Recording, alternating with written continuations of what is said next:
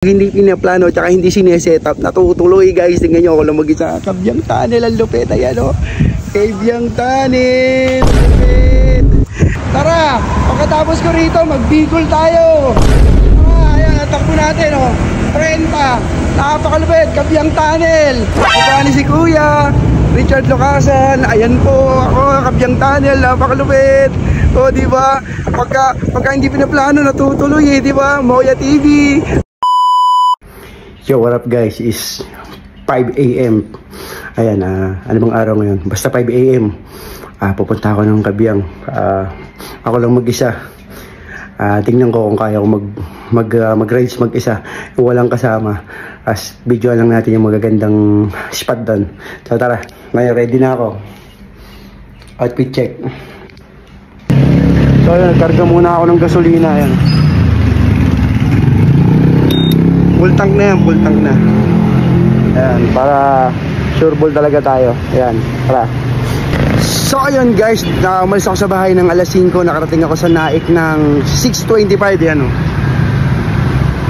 Nasa Naik, Cavite na ako. Medyo malapit-lapit na ako sa Kabyang Tunnel. So nakaka-excite to. Tara, tuloy na natin. Kahit na pagod, kapraso lang tulog. At kahit gutom na rin ako eh. Pagdating ko doon, maghahanap na lang ako ng kakainan.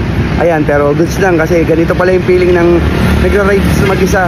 Yung solo rider ka lang. Yun. So tara, tahanan natin yung Kabyang Tunnel. So guys, ito na, Kabyang Tunnel na ako. Ito yung solo rides, ayan o. Kabyang Tunnel guys, ayan o. Kabyang Tunnel. Tara guys, napakalupit. Nag-solo rides ako, wala akong kasama. Ako lang mag-isa. Literal guys, tinuloy ko to. Hindi pinalano, hindi sinetap. Pag hindi pinaplano tsaka hindi sinesetup, natutuloy guys. Tingnan nyo ako lang mag-isa. Kabyang Tunnel, ang lupit. Ayan o, Kabyang Tunnel, ang lupit. So ano pa hinihintay natin? Subukan na natin pumasok dyan. Mukhang maganda yan. Ang lupit dyan, tingnan nyo. Kabyang Tunnel guys, ako lang mag-isa. O diba, ako lang mag-isa, Kabyang Tunnel, napakalupit nito. So ano pa hinihintay natin? Tara, pasukin na natin to. O diba, ganun din naman eh, ganun din naman. Ang sarap kaya ng feeling. Pasukin na natin to, tingnan natin pag pinasok natin ano feeling dyan. Ayan guys, so Kabyang Tunnel o, Kabyang Tunnel. Ganito pala feeling, napakalamig dito. Kahit ang sikat ng araw is tirik na, napakalamig po rito guys. So tara, papasukin ko na to, tara. Yatin yan, Kabyang Tunnel, lapit. Kabyang Tunnel. Subukin natin yan, takbong 10 lang muna, takbong 10 lang.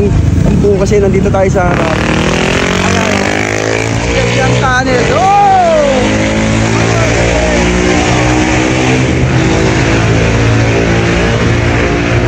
Takbong 10 lang guys, takbong 10. Moya TV, Giovanni Seguya, and Richard Locasan, napakalupit. Kabyang Tunnel, solo ride si Papa Tuber.